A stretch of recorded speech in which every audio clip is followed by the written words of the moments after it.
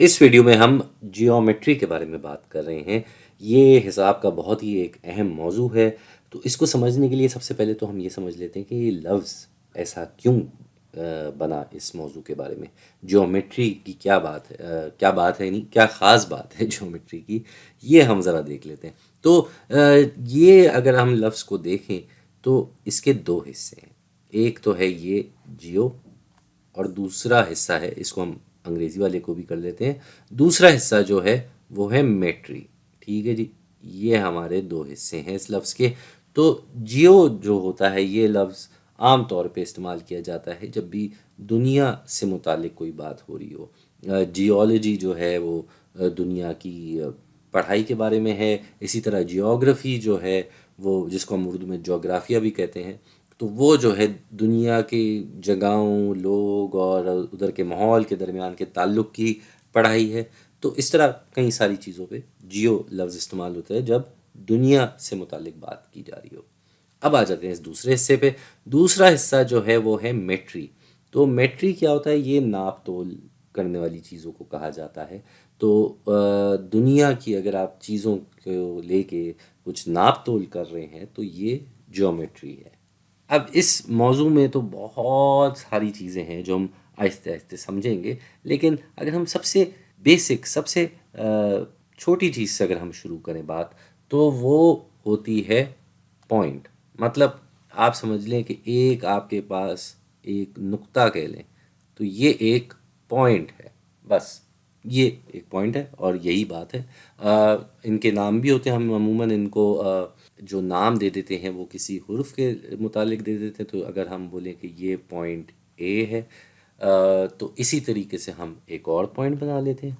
तो दूसरा पॉइंट हम बना लेते हैं यहाँ पे, ये जो है ये है पॉइंट बी, तो हम यहाँ बी लिख देते हैं। तो ये हमारे पास दरअसल दो पॉइंट हमारे सामने आ गए हैं। अब अगर दो पॉइंट को आपस में जोड़ने की कोशिश की जाए तो वो कैसे होगा? भाई बड़ी आसान सी बात है।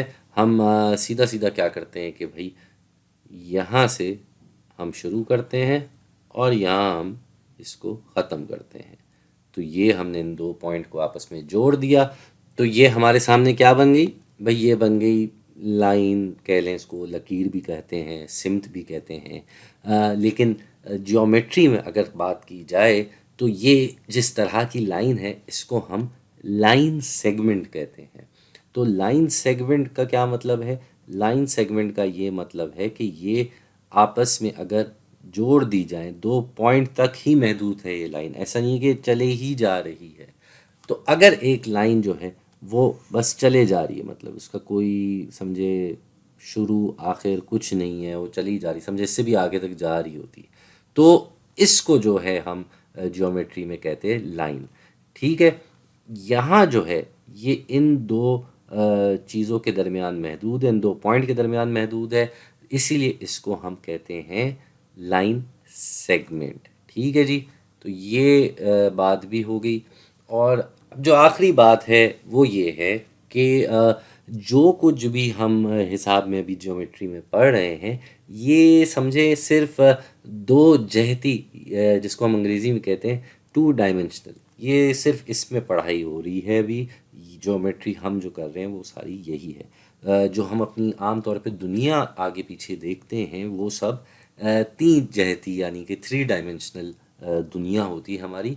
हम फिल वक्त जो है हिसाब में इसको सिर्फ दो जहती, टू डायमेंशनल में पढ़ेंगे, जिसमें आप मतलब जैसे कागज़ आपका होता है, कागज़ पे आप जैसे काम करते हैं वो टू डायमेंशनल होता है, उसमें आप अंदर तक नहीं चले जाते, आप उसमें आगे पीछे जा सकते हैं जो कि एक डायमेंशन होती है, और फिर ऊपर नीचे भी जा सकते हैं।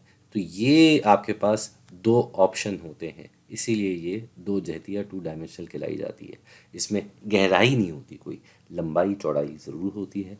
तो ये था भाई थोड़ा सा खुलासा ज्योमेट्री के बारे में। आगे की वीडियोस में हम एक एक करके बहुत सारी चीज़ें इसके बारे में समझते रहेंगे।